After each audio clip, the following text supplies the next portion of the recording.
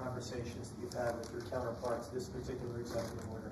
Which one, last or? The one that the No, Congress Secretary the digital tax is taking place all over Europe. They're taxing us, and they're doing other things. They're suing all our companies. And if that's going to happen, we want to be the ones that sue, not them. And they use it almost as a form of running European countries, and the EU in particular has been very violent in its lawsuits against our companies, and frankly, very violent and very bad to our airlines. I've gotten calls from the heads of airlines saying they stop in Europe and they're getting charged all sorts of taxes that they never even heard of. They stop and they're getting fined and charged, and they do it only with American companies. They're not doing it to other countries, so we're stopping it. And we have another thing, we have another step to go, and if they don't shape up, as an example, Apple has had to pay like $17 billion in a lawsuit that nobody thought was worth anything. And I won't get into the judge or the decision or how the decision was arrived, but I'm pretty good at this stuff, and I think it's disgraceful. And Google's being sued, Facebook's being sued, and many others are being sued by their so-called government, if you call it a government, EU, and they don't treat us right. They don't treat us right as a country. So we're going to protect our companies. We have to protect our companies. So we're not going to have any companies left anymore. I also want to thank Apple, though, for announcing they're going to invest $500 billion in our country. That's the biggest investment anybody's probably made to this date. And they're going to do it very quickly, and that's because of tariffs. They don't want to pay the tariffs, and they feel very strongly about the country. Now, they wouldn't have done it without us. Without the Trump administration, they wouldn't have done it. But they feel very strongly about the direction of the country. The polls have shown that, too. The polls are coming out showing direction of the company is of the country is the best they've ever seen, actually. Best they've ever seen. So I just want to thank Tim Cook and Apple for the confidence. $500 billion. That's the biggest investment anyone has made in a short period of time. Mr. President, have you spoken today with the House Republican holdouts who said they would not be supporting the budget resolution? Well, I'm not involved in that. They know what I want, and the Senate knows what I want, too. And the Senate's got a bill that's very strong, having to do with the taxes, because the taxes is what's bringing all these companies in. So, and without it, by the way, you'd have to double your own taxes. Everybody would be doubled up, and you'd have the biggest tax increase ever. So the House has a bill and the Senate has a bill, and I'm looking at them both, and I'll make decisions. But I don't know where they are in the vote. I know the Senate's doing very well, and the House is doing very well, but each one of them has things that I like. So we'll see if we can come together. Mr. President, can you clarify, hopefully once and for all, what your expectations are with this email to federal employees? What are you going to use that information for? And do you see it as voluntary, like OPM has said, or mandatory? Yeah, well, it's somewhat voluntary, but it's also, if you don't answer, I guess you get fired. What it really I'm is, still lost on that. What it is do people exist? We have this massive government with millions of people, and nobody knows who's working for the government, who's not. So what they're doing is they're sending out a letter to everybody, and they're saying, what were the things you did last week? Mm-hmm. I guess they ask for 5. And if people are working, it's easy. I could tell you 5 things I did last week. I could tell you 5 things I did 6 weeks ago, right? If they're there and they're working, they're able to say they did 5 things during work. And that means they're working and they're with us and they have no further obligation. If they're not, it could be there's no such person. It could be that the person's no longer working. They're no longer living at that address. They may be moved. Maybe they moved to a different country, or maybe the person doesn't exist.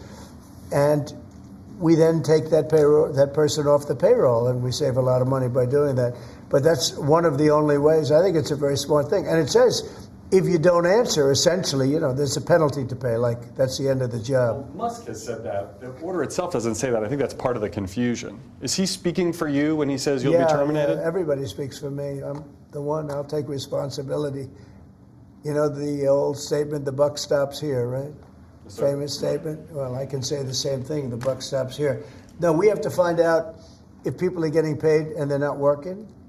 And, they have a problem. Let's say they have another job and then they write in false statements. It's a big problem if they write in false statements. They may be working for somebody else, but getting paid by the U.S. government, and that would mean that they're not allowed to be doing that. You know, they're not allowed to be working for us and be working for somebody else. We're paying them a lot of money. You know, we're paying them. So we'll see. That solves that problem. Most people aren't willing to say that, you know, we're doing this, and this for the U.S. government, and yet they're at another job, because that's a big problem for them if they do that. So in some cases, they're not writing back. And if they don't write back, they end up eventually losing their job. We give them extensions, but, you know, that was something we thought about a long time ago. We give them extensions, but we'll see. We have to make sure, number one, that we have people, number two, that they're working, and number two, they're working for us, not for another company. Is it true that President Zelenskyy is coming on Friday to meet with you, and is the mineral deal sorted out? Yeah, I hear that. I hear that he's coming on Friday. Certainly, it's okay with me if he'd like to, and he would like to sign it together with me, and I understand that's a big deal, very big deal. And I think the American people, even if you look at polling, they're very happy because, you know, Biden was throwing money around like it's cotton candy. And it's a very big deal. Look, it could be $1 trillion deal. It could be whatever, but it's rare earths and other things. And look, we're spending hundreds of billions of dollars on Ukraine and Russia fighting. A war that should have never, ever happened. That's a war that would have never happened if I were president. And it didn't happen for 4 years. People say, how do we know that it didn't happen for 4 years? Would have never happened. And nevertheless, this guy went into this situation and he spent money like nobody's ever seen, $350 billion. The other thing that we don't like is that Europe has spent $100 billion. We've spent $350 billion. Europe gets their money back because they spent it in the form of a loan. And we just gave them, whether it's 300 or 350 billion, nobody really knows. They can't even tell me the answer to that, but it means probably more than that. So what we're doing is now we're saying, look, we want to be secured. We want to get that money back. We're helping a country through a very, very big problem, a problem like very few people have had. Shouldn't have had this problem because it shouldn't have happened, but it did happen. So we have to straighten it out. But the American taxpayer now is going to get their money back plus. Mr. President, yesterday with Emmanuel Macron, you said you had spoken to Putin about the idea of peacekeepers in Ukraine, that Putin was fine with it. The Kremlin, I guess, has said that that's actually unacceptable to them. What's real here? That's not what I was told, but you're going to need some form of peacekeeping, so something will be done that's going to be satisfactory to everybody. We need peacekeeping, too. Any situation where there's American troops involved? It's actually something I did discuss, but a form of peacekeeping that's acceptable to everybody, ultimately we'll be able to agree on something, I'm sure. With Ukraine and this mineral deal, what does Ukraine get in return, Mr. President? $350 billion and lots of equipment, and military equipment, and the right to fight on, and originally the right to fight. Look, Ukraine, I will say, they're very brave and they're good soldiers, but without the United States and its money and its military equipment, this war would have been over in a very short period of time. In fact, I was the one that gave the javelins. You remember the famous javelins? That was me. That wasn't Obama. It wasn't Biden. It wasn't anybody else. It was me. And they wiped out a lot of tanks with those javelins. And the expression was that Obama gave sheets and I gave the javelins. That was a big deal at the time. It wiped out. That was the beginning when people said, wow, that's something. Well, that was American equipment. Without American equipment, this war would have been over very quickly. And American money, too. I mean, a lot of money. So When you, Mr. President, that war-fighting equipment and the ammunition, that's sustained going forward for Ukraine, and how long is it sustained? Well, it could go forward for a while, and maybe until we have a deal with Russia. Look, we need to have a deal with Russia, otherwise it's going to continue.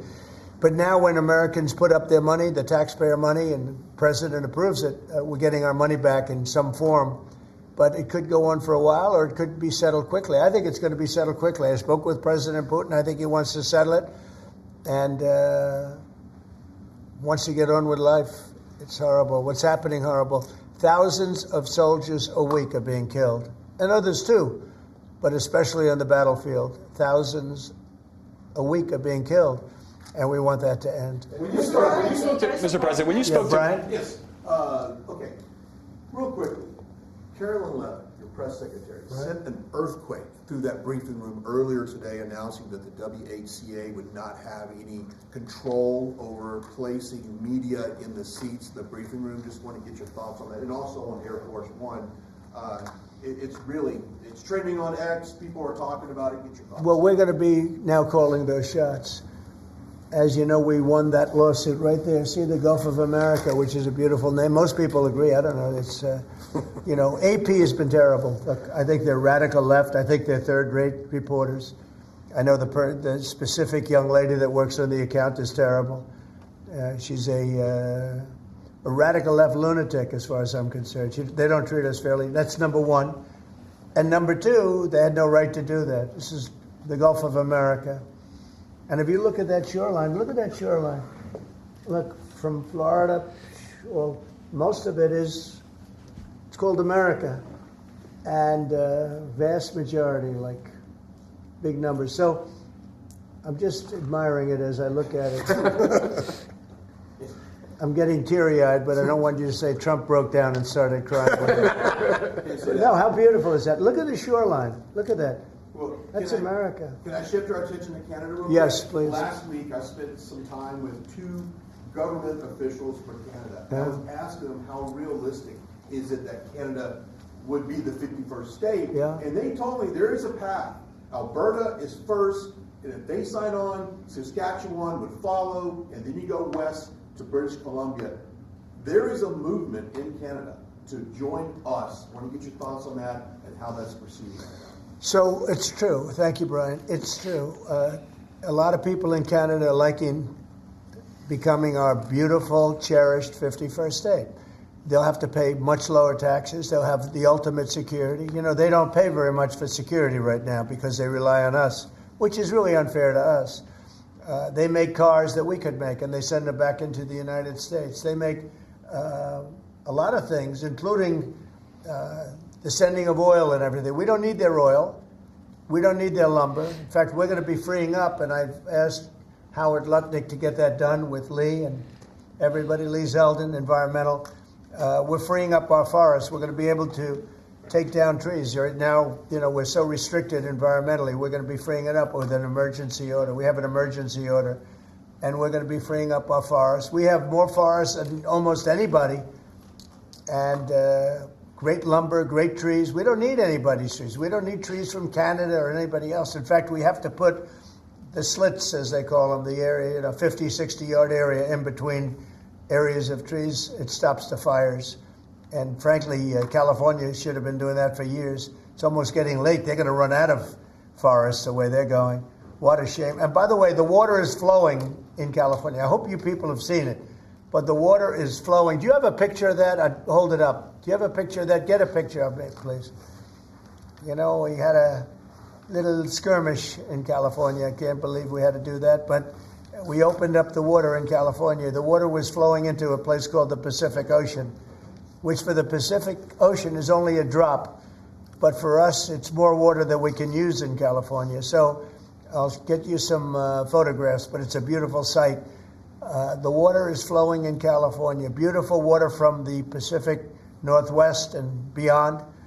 And it flows down, and instead of being routed out to the Pacific Ocean, and this has been going on for 20 years more in order to take care of a certain species of fish, which wasn't doing very well without water, I can tell you.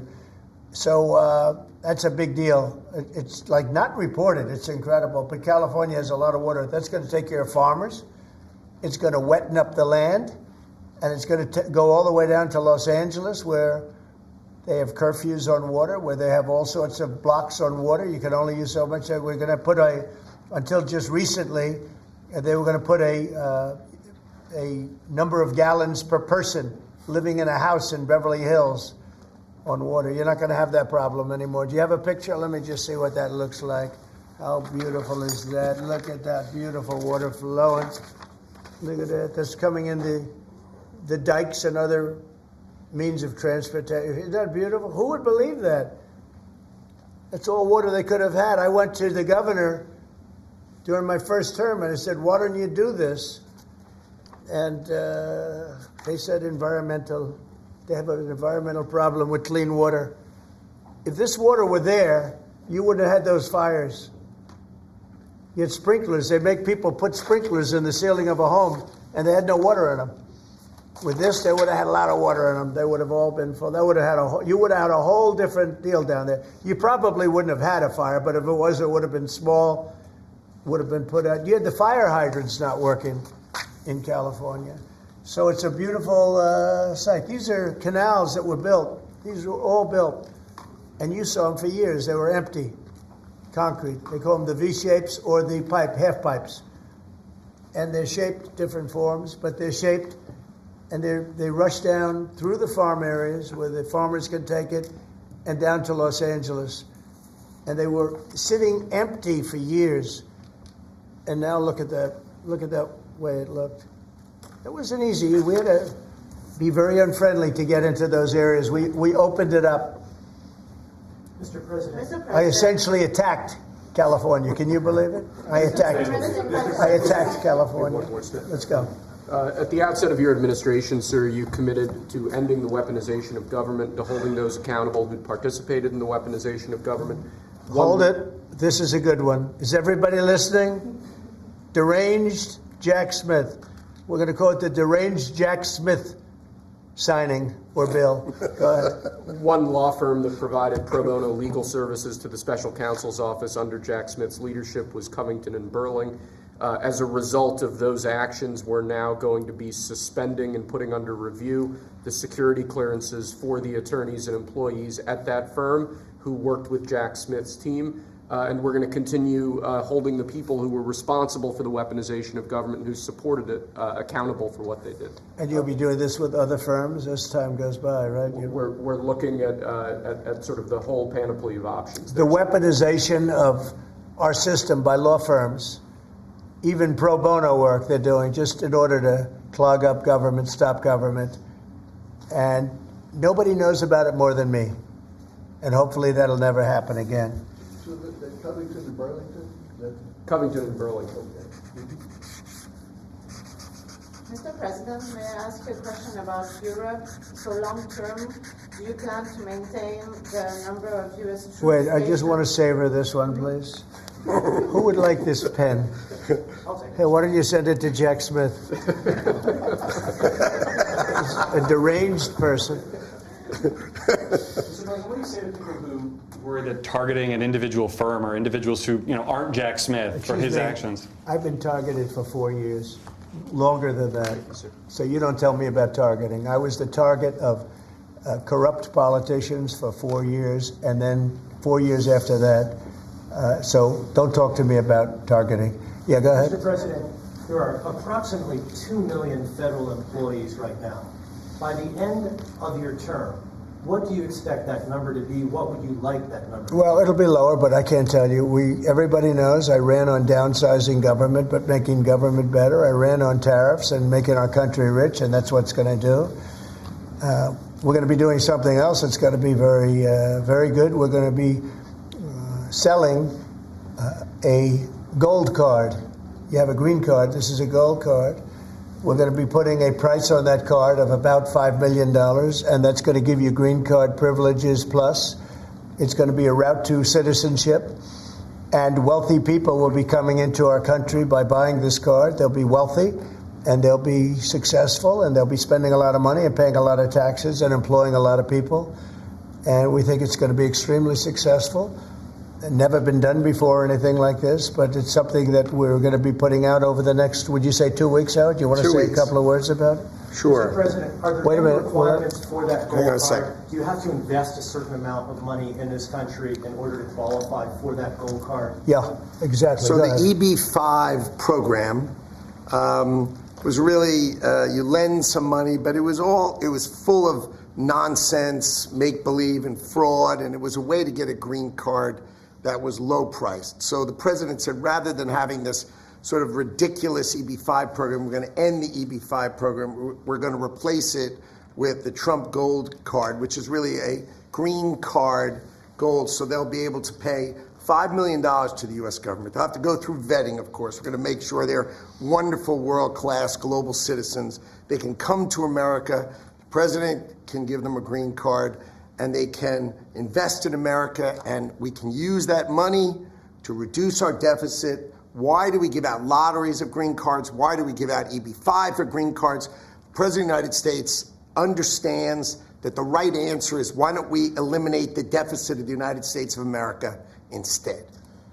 The gold card, well, millions, but the gold card will bring in with it people that create jobs, very high-level people. I think companies will pay to get people in. For instance, you today graduate from the Wharton School of Finance or Harvard or Stanford or any college, and nobody knows if you can even go to work for a company.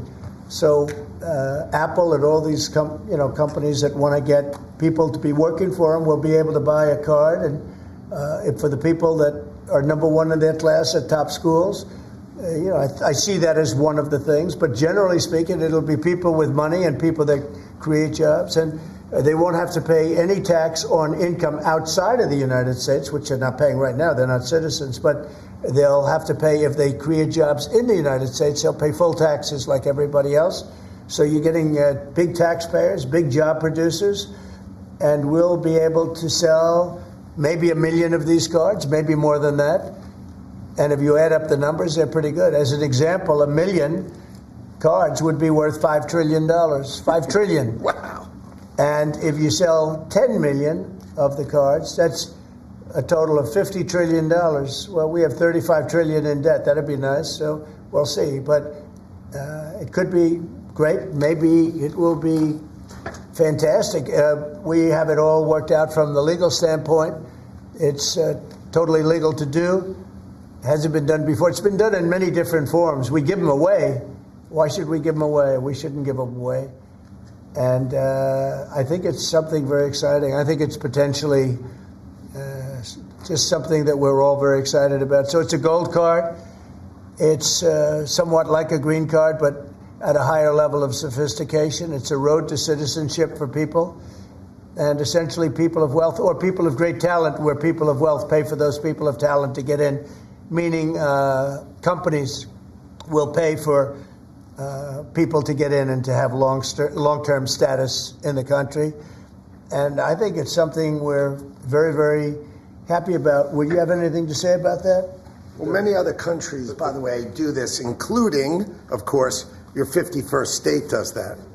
And the money's earmarked for deficit reduction? It may be earmarked for deficit, but it actually could be more money than that. I mean, if you did 10 million, it would be, you'd have $15 trillion left over. But generally, it's going to be paid down debt, yes. Do you need Congress for this? Do you think you need to No, pass we don't a law? need Congress, no. Because we're not doing citizenship, we're doing the card. I see. It's a path to citizenship, a very strong path to citizenship, but we're not doing the citizenship. For that, I'd have to get Congress. And would all countries be eligible for this gold card? Depends. The countries largely, the people will be vetted very carefully. Mr. Trump, what have you in common with Keir Starmer?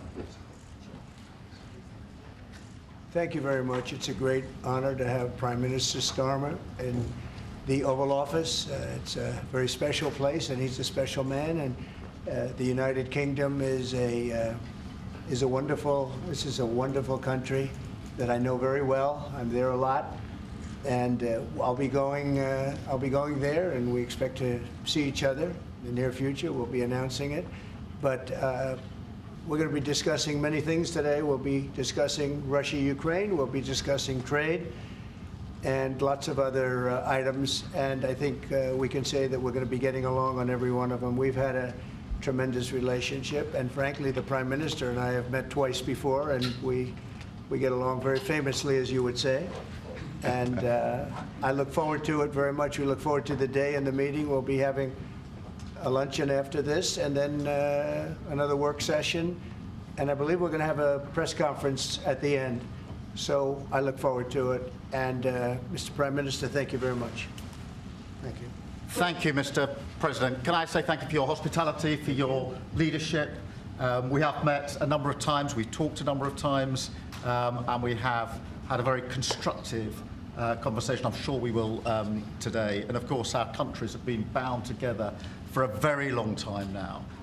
The closest alliance, I think, of any two countries when it comes to prosperity and security. And I know that together we will strengthen that even further. And on issues like Ukraine, thank you for changing the conversation to bring about the possibility that now we can have a peace deal. And we want to work with you to make sure that peace deal is enduring, that it lasts, that it's a deal that goes down as a historic deal, that nobody breaches, and we'll work with you to make sure that that absolutely happens. And it is my pleasure to bring from His Majesty the King a letter. He sends his best wishes and his regards, of course, but he also asked me to bear this letter and bring it to you. So can I present the letter from the King to you? Thank you very much. Am I supposed to read it right now? Yeah, please do. I will do. I've got to tell him what your reaction is, so I need to know. I need to know. He is a great gentleman, a great, great gentleman.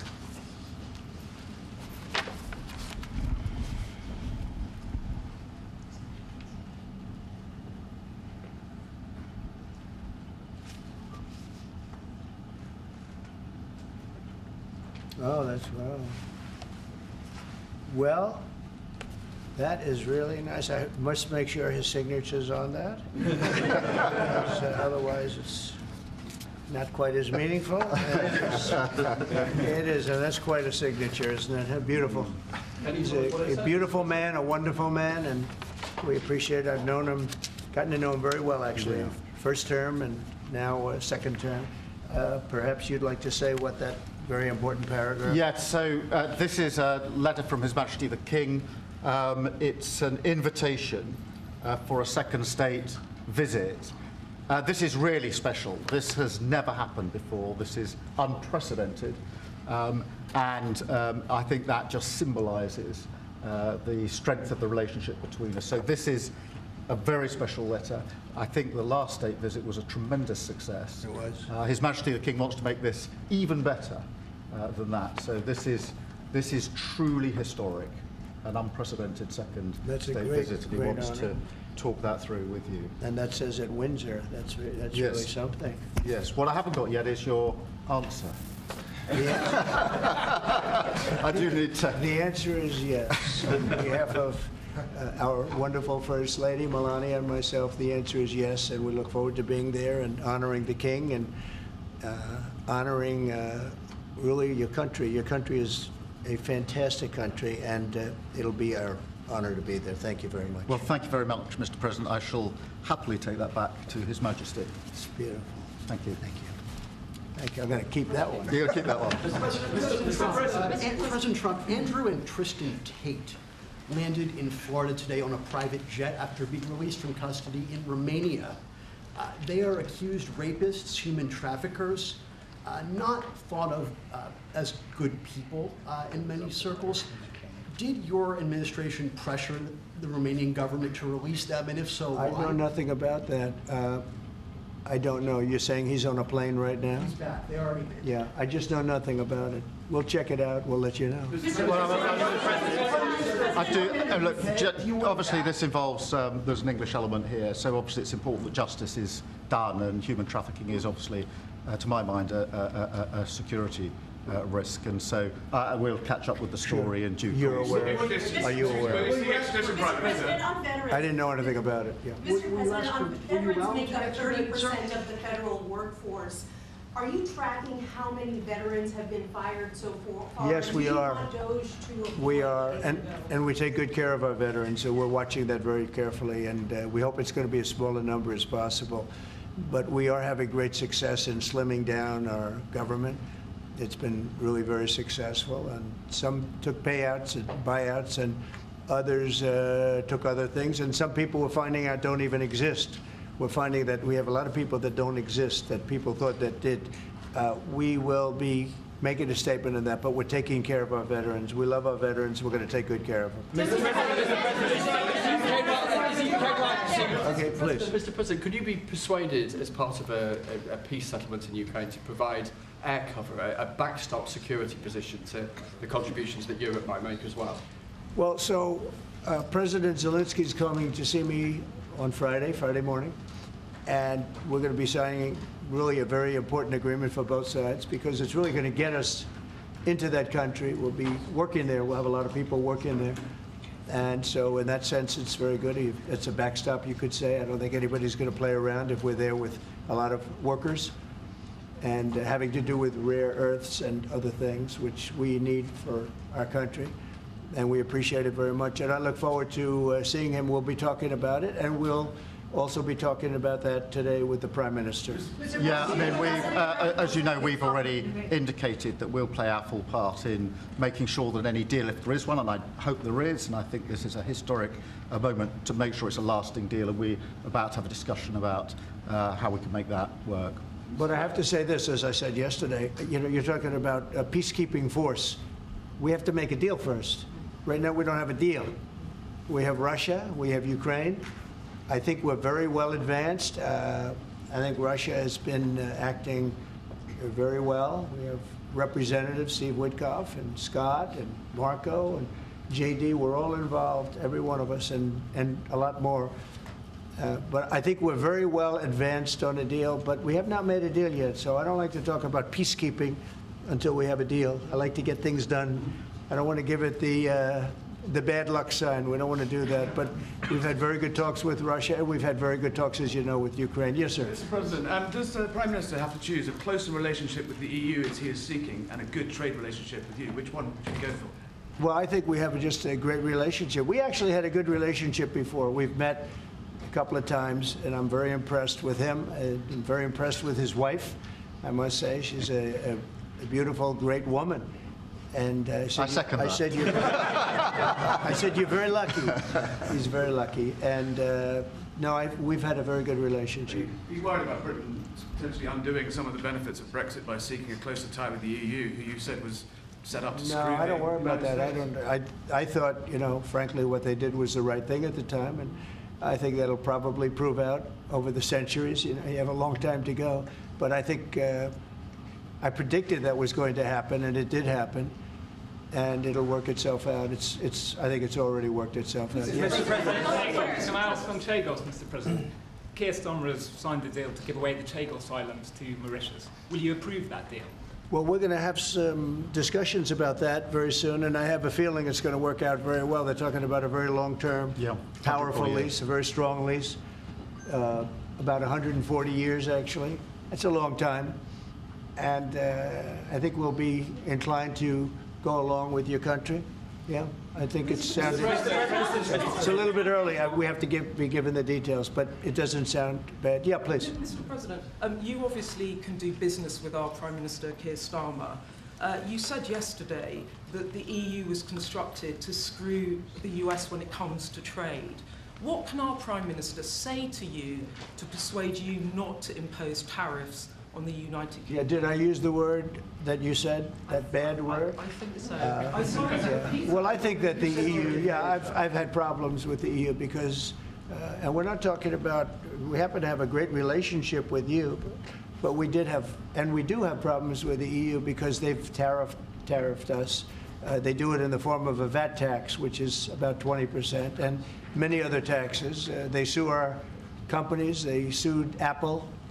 Got 16 or 17 billion dollars, which was, I think, totally a ridiculous decision. And they're suing Google for a lot of money. They're suing a lot of other companies, and we don't like the way they're treating our people now. We don't like the way they're treating our companies. They sell us cars. We don't sell them cars. They don't take our cars. They don't take much of our agriculture. And we have a deficit with them of about $350 billion. So I wouldn't say it's been such a great relationship personally, but other people did because it's politically correct to say that it's been good, but it hasn't been good. And we're going to change that, and we are going to have reciprocal tariffs. We're not going to have tariffs, we're going to have reciprocal. Whatever they charge us, we're going to charge them, which for many years, foolishly. I would have done that, but then all of a sudden we had COVID and we had other things to think about. So it took me a little while to get that on, but we had, in my first 4 years, we had the greatest economy in the history of, I think, the world, but certainly in the history of our country.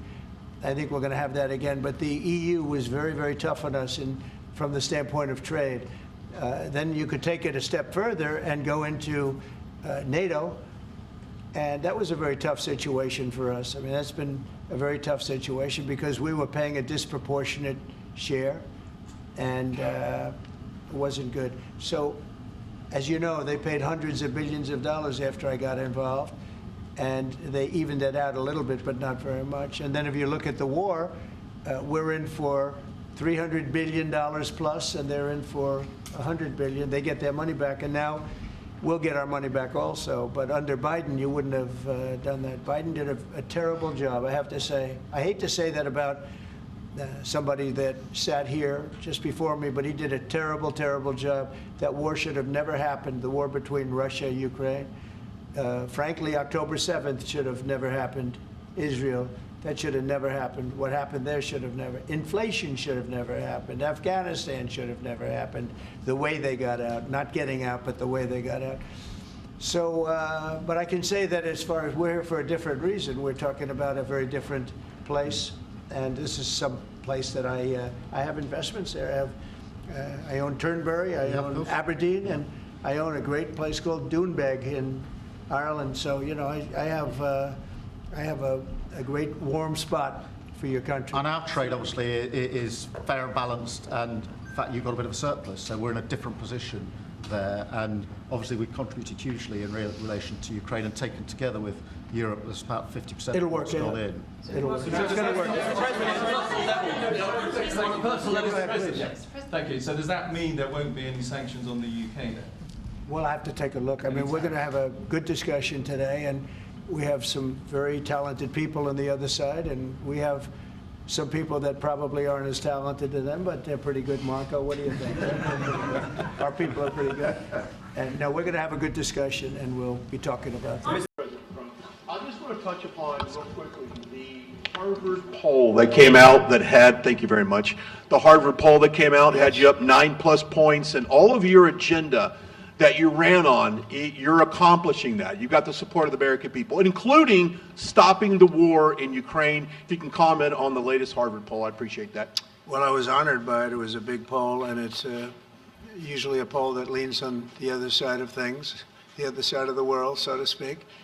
But the Harvard poll is a respected poll, and it has us not only leading, but leading by a lot, and leading on every single issue that we've talked about. And as I said, we've become the party of common sense.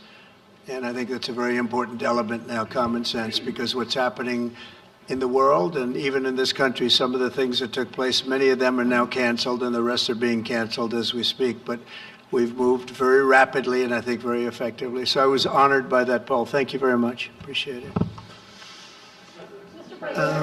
Go ahead, please, go ahead. Mr. President, you said before that you would like to see Russia. Yes, go ahead.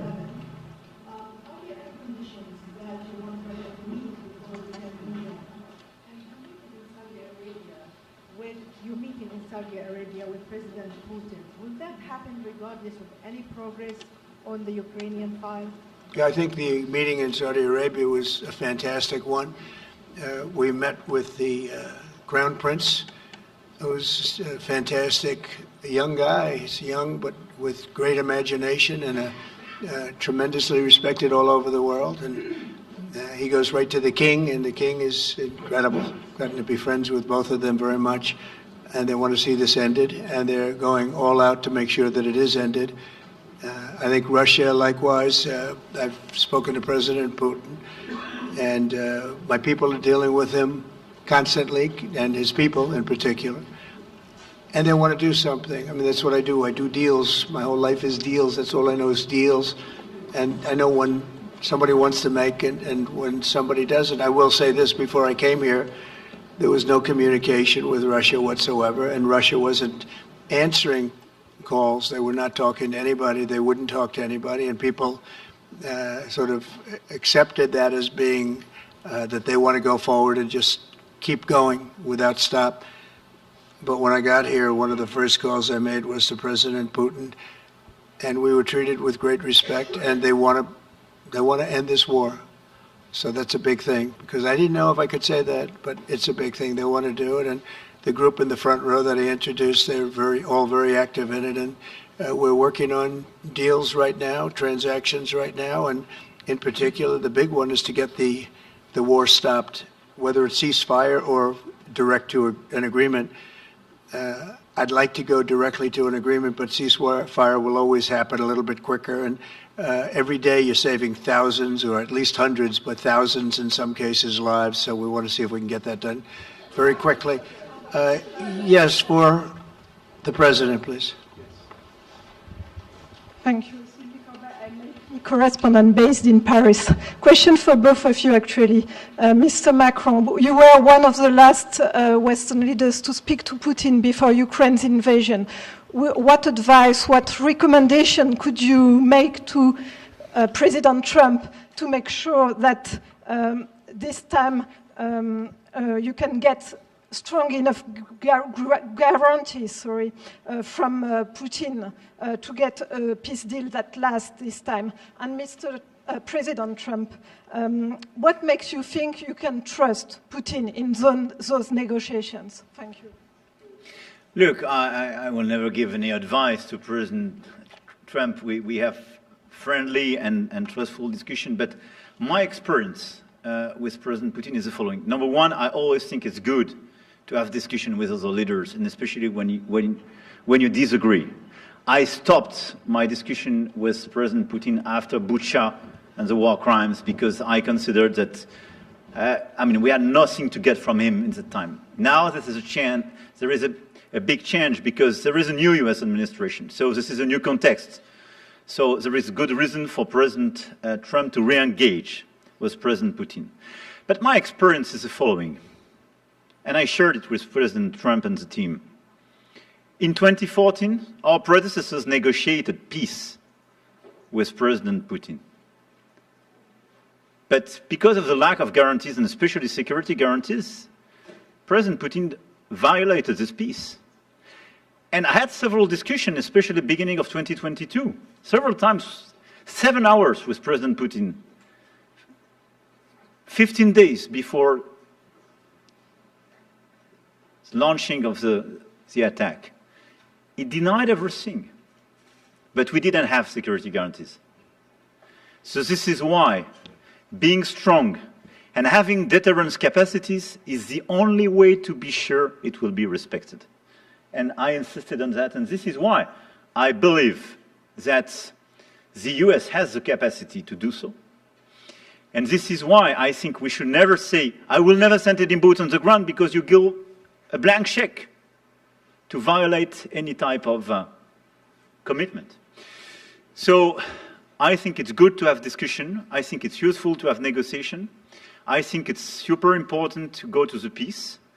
But my strong point was to say, let's try to get something first which can be assessed, checked and verified. And let's be sure that we build sufficient guarantees on the short run. And this is where we are ready to be engaged. As for France, a lot of my European colleagues are ready to be engaged. But we do need this American backup, because this is part of the credibility of the security guarantees, and this is our collective deterrence capacity. And I have the feeling that the President has this capacity.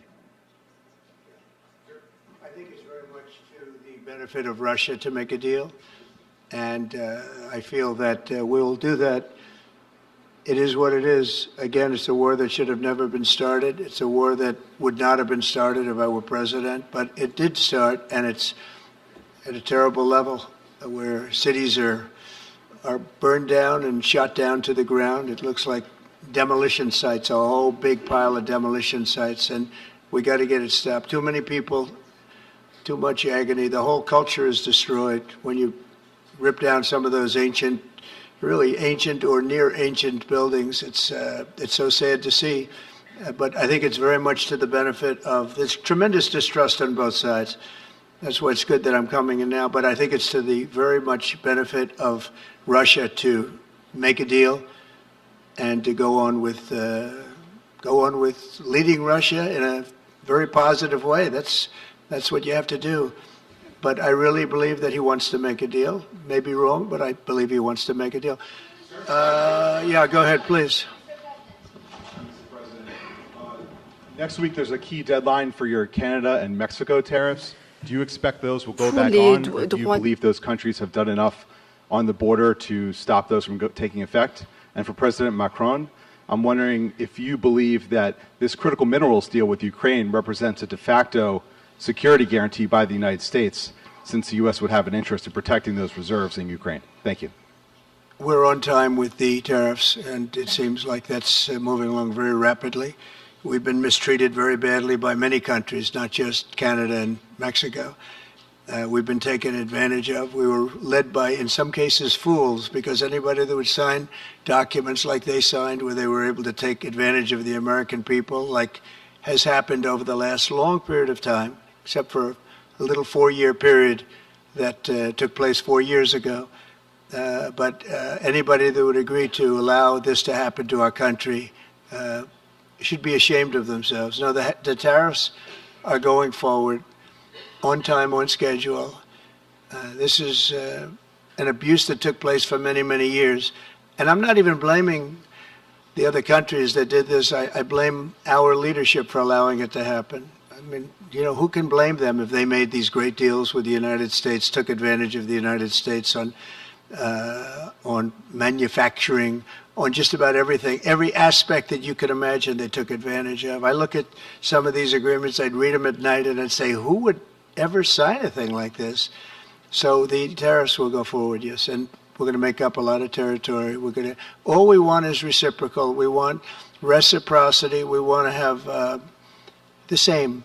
So if somebody charges us, we charge them. It's very simple, but it'll be very good for our country. Our country will be extremely liquid and rich again. Plus, we're doing other things, as you know. We're finding tremendous waste, fraud, and abuse at levels that nobody thought possible. You're seeing what's going on. And that was also part of the Harvard poll. Do you agree with what President Trump is doing with Elon and others that are looking for the waste, fraud, and abuse? And the numbers were staggering. It was like 70% to 2%. Everybody wants to find out. They don't like it. And you know, the radical left or whoever it may be starts screaming about the Constitution, but it has nothing to do with the Constitution. It has to do with fairness to this country. It has to do with being ripped off. And when you read the things that all of these billions, and I mean many billions, hundreds of billions of dollars have been spent on, that's all you have to do is stand up here and read them. I could stand up all day and read the kind of things where we're spending all of this money. The good news is that when you think of how rich a nation we can be when we get rid of this, you know, sometimes you'll buy a company and you'll see it was really well run. They accounted for every penny. Well, not much you can do there. You got yourself a bad deal. This one is the exact opposite. Tremendous fraud, tremendous waste. And when you think of what it is, you know, Elon uses the expression caring. If we had people that cared, just cared a little bit, when they did contracts, when they negotiated with outside vendors on behalf of the United States. That's what I'm doing now. I'm negotiating for the people of the United States. So we're doing a great job of it. I will say we found it'll be hundreds of billions of dollars of waste and fraud and abuse. Thank you, please. Look, I think this discussion is a very important one. First, because it's important for the US, and it will be a good occasion for a first very important meeting between President Trump and President Zelenskyy. Second, I think there is a lot of economic upside on both sides. And third, de facto, there is a recognition of Ukrainian sovereignty, a recognition of the Ukrainian interests, and this is de facto a very important alignment of interests. Now, the security guarantees will be negotiated in due time in a full-fledged package of a peace security. But this peace, as it is now written and negotiated, and as this meeting is scheduled, is an important step forward, full-fledged peace agreement. Okay, please, go ahead. Monsieur le Président Trump, Monsieur le Président Macron. President Trump, President Macron. First of all, you say, I would like to make a deal with Putin. So when you do a deal, it's a win-win deal. What are you giving to him and what is he going to give you to America? And I was impressed by the way you referred to Notre Dame and that you were impressed by the reconstruction of Notre Dame. A lot of Americans have sent money to Paris to participate to the reconstruction of Notre Dame. As a President of the United States, are you going to contribute to the reconstruction of Ukraine? Et Monsieur le Président Macron, quelle est pour vous la principale avancée de votre entretien avec Donald Trump? Et pouvez-vous nous confirmer qu'il y a effectivement un accord pour envoyer des troupes européennes de maintien de la paix? Est-ce que la France va le faire? Will France participate in that? How many troops? What would they be doing? Would this represent a great danger to send French and European troops to Ukraine? Well, I guess it's a little strange question because you ask whether or not we're going to, on behalf of the United States, contribute to Ukraine. I mean, we're in there for about $350 billion. I think that's a pretty big contribution. I do appreciate the first part of your question, however, because I think they've done an incredible job with the Cathedral of Notre Dame. I think the president has done. I know he headed it up, and I know how hard he worked, and it took a period of time, but really not a long period of time considering what that was, so delicate, so beautiful. And I was there, and I saw the work, and I'm very good at construction. I know good construction, I know bad construction. They did a beautiful job, and this man has to be given a lot of credit for that. It's an incredible cathedral. Most people thought it couldn't be saved, and if it was, it would have to be built in a different form, and we didn't want to see a different form. We wanted to see the same form that you built. So I just want to congratulate you. That was an amazing job. I don't think you've gotten enough credit for it. Someday you will. Someday you will. Thank you, Donald. Merci beaucoup. Pour revenir à votre question, je considère que la discussion d'aujourd'hui a été marquée par plusieurs avancées. D'abord, la confirmation, c'était une des choses importantes pour nous. Ça fait partie de tout le travail qu'on a mené aussi avec le président Zelenskyy pour essayer de bâtir une proposition d'action qui soit acceptable pour l'Ukraine. Le fait que le président Trump a confirmé qu'il allait rencontrer rapidement le président Zelenskyy pour finaliser l'accord sur les minerais critiques et les terres rares et pour avoir une discussion d'ensemble dans ce contexte. Ça, je pense que c'est un point très important. La deuxième chose, nous avons, dans le cadre de la discussion, sommes rentrés dans le détail la proposition d'action que nous venions faire, de comment la paix ou une trêve, des éléments concrets, mesurables pouvaient être organisés et comment ensuite on pouvait structurer la discussion. Et donc la France, plusieurs autres pays européens, l'Ukraine sont évidemment maintenant au travail pour pouvoir bâtir ce qui est cette paix durable avec des éléments très concrets dans lesquels il y aura justement les garanties de sécurité, les questions territoriales qui appartiennent totalement à l'Ukraine. La question de la reconstruction, la question du potentiel économique et des minerais rares. Donc là-dessus, on a discuté en détail de ces propositions d'action. Et troisième avancée qui est pour moi vraiment un des acquis de notre discussion d'aujourd'hui et qui marque un tournant, c'est la précision avec laquelle nous avons parlé des garanties de sécurité. Et je pense que le président a eu lui-même tout à l'heure et encore aujourd'hui à l'instant des mots très clairs. Il veut la paix. Nous voulons la paix, on est totalement d'accord. Nous voulons un deal rapide, mais pas un accord qui soit fragile. Et le fait qu'il y ait des Européens qui soient prêts à s'engager pour apporter leur réponse à ces garanties de sécurité, et qu'il y ait une clarté maintenant du message américain sur le fait que les États-Unis d'Amérique comme alliés est prêt à apporter justement un soutien, une solidarité à cette approche, est pour moi un tournant. Et c'était un des acquis de ce déplacement et de nos discussions. Pour ce qui est, et je vais ici clarifier les choses, on a pu par le passé, en particulier il y a un an, à des fins qui étaient à mes yeux pleinement légitimes, évoquer la possibilité d'envoi de troupes dans un contexte de guerre. C'était pour recréer de l'incertitude stratégique. Là, quand on parle de troupes, on en parle le lendemain de la négociation d'une discussion de paix durable. Et donc, une fois qu'il y a une paix solide, durable, négociée, signée par l'Ukraine et la Russie, dont nous serons collectivement les garants.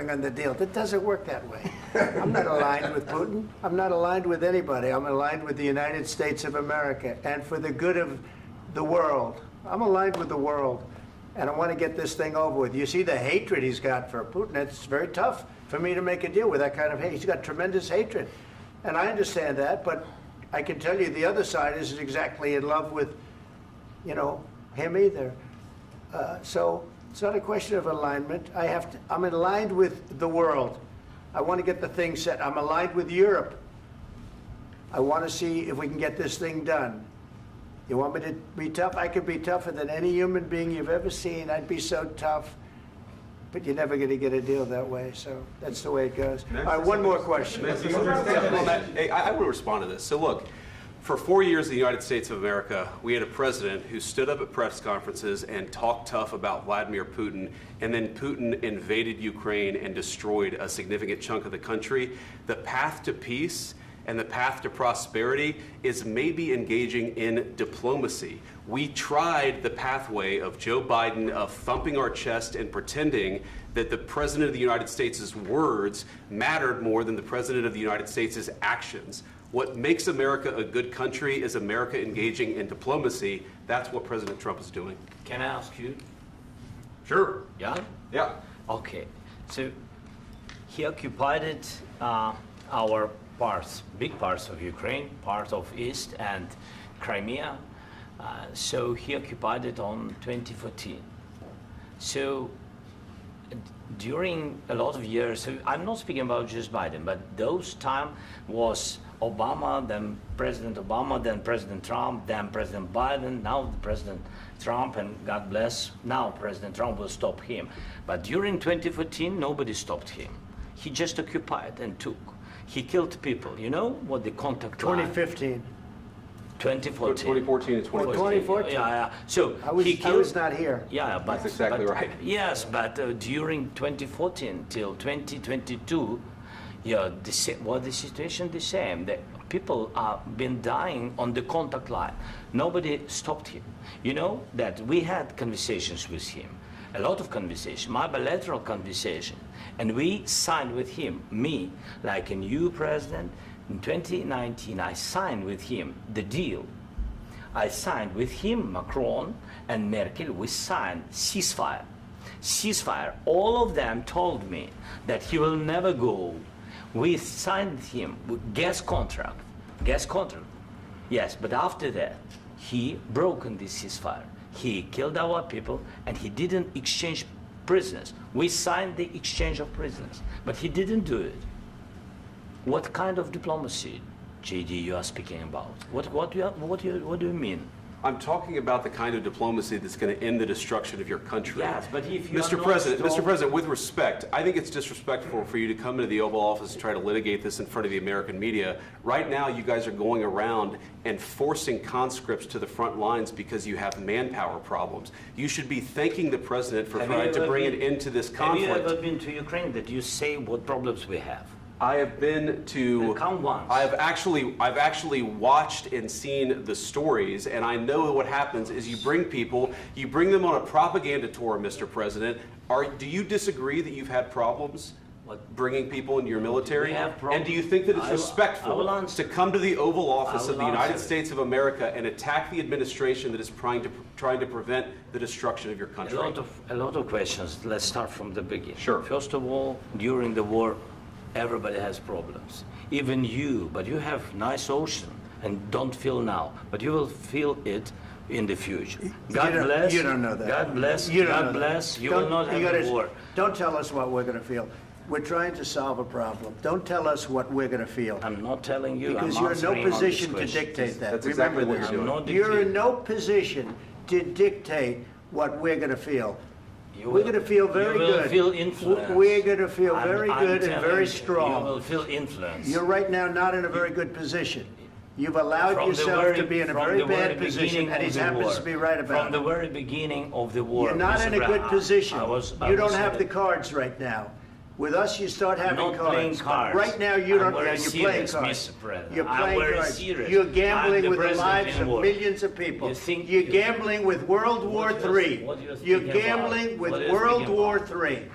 And what you're doing is very disrespectful to the country, this country. That's back to you. Far more than a lot of people said they should have. Have you said thank you once? This A lot entire of meeting? times. No, in this Even entire meeting, today. have you said thank Even you? today. You went to Pennsylvania and campaigned for the opposition in October. Offer some words of appreciation for the United States of America and the president who's trying to save your country. Please, you think that if you will speak very loudly about the war, He's not speaking loudly. He's not speaking loudly. Your country's in big trouble. Can I Wait a answer? minute. No, Can you've I done a lot answer? of talking. Your country is in big trouble. I know. You're not winning. I know. You're not winning this. You have a damn good chance of coming out okay because of us. Mr. President, we are staying in our country, staying strong from the very beginning of the war. We've been alone, and we are thankful. I said thanks You haven't in been this alone. cabinet, You and haven't not been only alone. in this cabinet. We gave you, through I this said stupid president, $350 billion. You voted we gave for you your military president. equipment, You and you voted men for are your brave, president. but they had to use our military. What about If you didn't have You our invited military me- equipment, You invited if me you to didn't speak. have our military equipment, this war would have been over in 2 weeks. In 3 okay? days, I heard it from Putin. In 3 days, this is something Maybe new. less. In 2 weeks, of course, yes. It's going to be a very hard thing to do business like this. Again, I tell you. just say thank you. I said a lot of times thank you to American people. Accept that there are disagreements, and let's go litigate those disagreements rather than trying to fight it out in the American media when you're wrong. We know that you're wrong. But you see, I think it's good for the American people to see what's going on. I understand, sir. I think it's I very understand. important. That's why I kept this going so long. You have to be thankful. You don't have the I'm cards. thankful. You're buried there. Your people are dying. tell you You're again, running I low know. on soldiers. Don't- Listen, don't please, you're running Mr. low on President. soldiers. It would be a damn good thing. Mr. And then President. then you tell us, I don't want a ceasefire. I don't want a ceasefire. I want to go, and I want this. Look, if you could get a ceasefire right now, I tell you, you take it so the bullets stop flying and your men stop getting killed. Of course, we want to stop the war. But you're I saying said- you don't want a ceasefire. But I said to you, I want a ceasefire. with guarantees. Because you'll get a ceasefire faster than an agreement. Ask our people about ceasefire, what they think. That wasn't it doesn't with matter me. for you what That what wasn't this with me. means. It That was wasn't with you. a guy named Biden who was not a smart person. This That is was your- with, this that was is with your Obama. president. It was your president. Excuse me. That was with Obama, who gave you sheets, and I gave you javelins. Yes. I gave you the javelins to take out all those tanks. Obama gave you sheets. In fact, the statement is Obama gave sheets and Trump gave javelins. You got to be more thankful, because let me tell you, you don't have the cards. With us, you have the cards. But without us, you don't have any cards. One more question to Mr. Vice President. I'm sorry. It's going to be a tough deal to make, Um, because the attitudes have to change. what if Russia breaks ceasefire? What if Russia breaks peace talks? What do you do then? I understand that it's a heated conversation right now. What are you but saying? what She's if asking, Russia- what if if Russia Putin breaks the ceasefire? What if anything? What if a bomb drops on your head right now? But they have Okay? broken What if they ceasefire broke it? I don't know. They broke it with Biden, because Biden, they didn't respect him. They didn't respect Obama. They respect me. Let me tell you, Putin went through a hell of a lot with me. He went through a phony witch hunt where they used him and Russia. Russia. You ever hear of that deal? That was a phony Hunter Biden, Joe Biden scam. Hillary Clinton, Shifty Adam Schiff. It was a Democrat scam. And he had to go through that. And he did go through it. We didn't end up in a war. And he went through it. He was accused of all that stuff. He had nothing to do with it. It came out of Hunter Biden's bathroom. It came out of Hunter Biden's bedroom. It was disgusting. And then they said, oh, the laptop from hell was made by Russia. The 51 agents. The whole thing was a scam. And he had to put up with that. He was being accused of all that stuff. All I can say is this. He might have broken deals with Obama and Bush, and he might have broken them with Biden. He did, maybe. Maybe he didn't. I don't know what happened. But he didn't break them with me. He wants to make a deal. I don't know if you can make a deal. The problem is, I've empowered you to be a tough guy. And I don't think you'd be a tough guy without the United States. And your people are very brave. But you're either going to make a deal or we're out. And if we're out, you'll fight it out. I don't think it's going to be pretty, but you'll fight it out. But you don't have the cards. But once we sign that deal, you're in a much better position. But you're not acting at all thankful. And that's not a nice thing. I'll be honest, that's not a nice thing. All right, I think we've seen enough. What do you think? Huh? This is going to be great television, I will say that. All right. We'll see what we can do about putting it together. Thank you, sir. I need the back of We'll see, I don't know. Guys, come on. Wait, hey, guys, come on, let's move, please.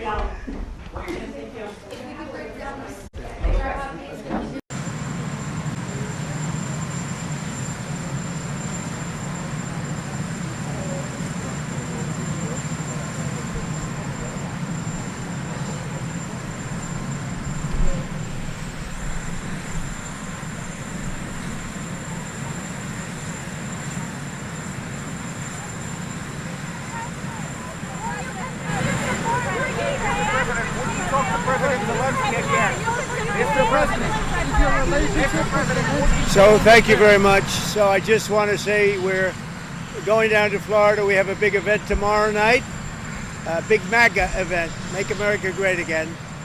And it's setting records, and otherwise I'd rather be right now at the White House.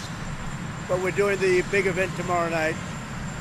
We had some big news this week, as you know, because Apple is investing $500 billion. Think of that.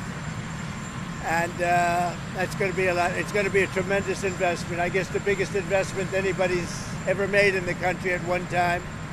But they're going to be investing a lot of money, $500 billion. We have many other companies have just announced they're coming in. A lot of it's because of how we're doing. We've done a great turnaround in a little more than 30 days, but the country's really doing well, really doing well. We're respected again all over the world. If you look, we had the Japanese Prime Minister. We had the Prime Minister yesterday of UK, as you know. We had the Prime Minister of India. We have another 20 Prime Ministers and Presidents wanting to come. And it's very good feeling. I think our country has really turned around. We had a meeting today, as you know, with President Zelenskyy, and I would say it didn't work out exactly great from his standpoint. I think he very much overplayed his hand. We're looking for peace. We're not looking for somebody that's going to sign up a strong power and then not make peace because they feel emboldened, and that's what I saw happening.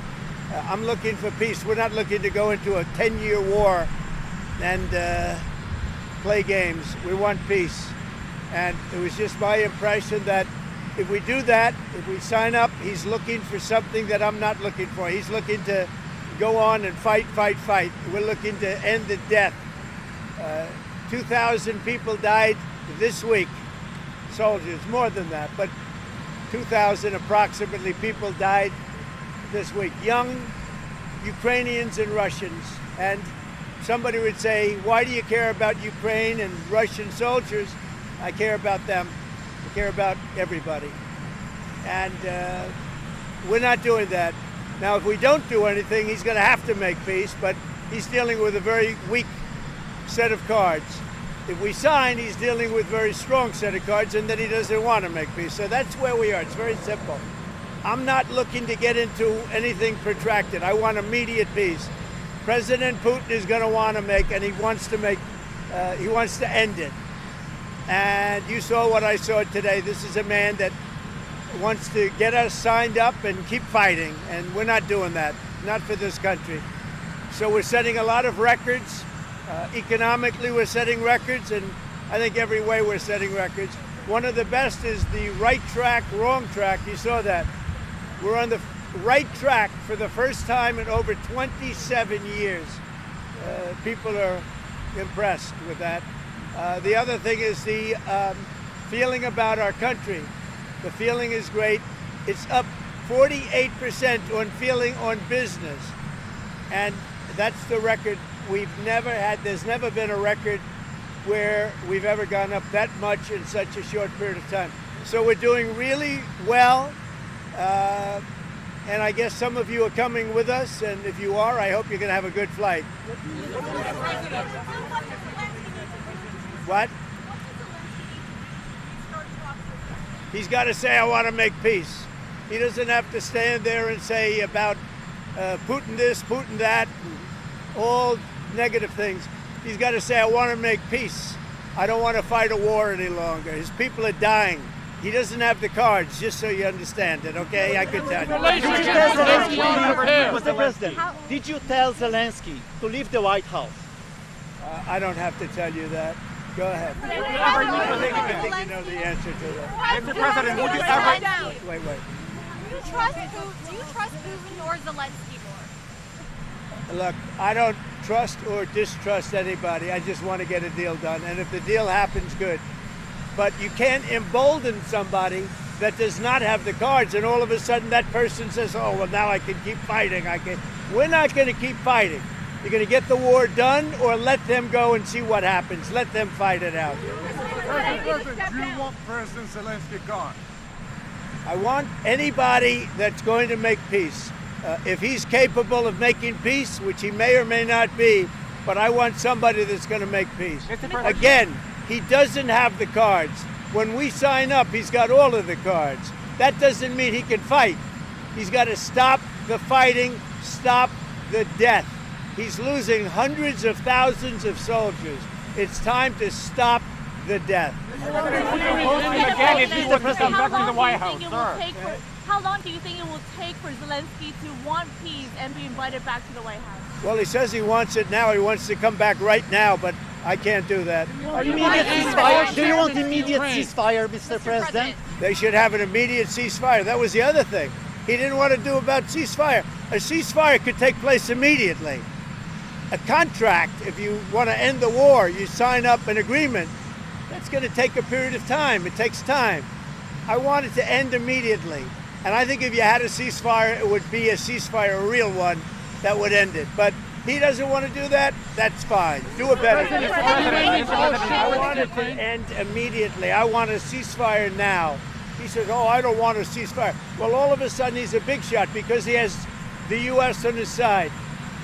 Either we're going to end it or let him fight it out. And if he fights it out, it's not going to be pretty. Because without us, he doesn't win, let me tell you. To Ukraine. It doesn't matter what I'm considering. I'm just telling you. You saw what I saw today. That was not a man that wanted to make peace. And I'm only interested if he wants to end the bloodshed. Thank you very much.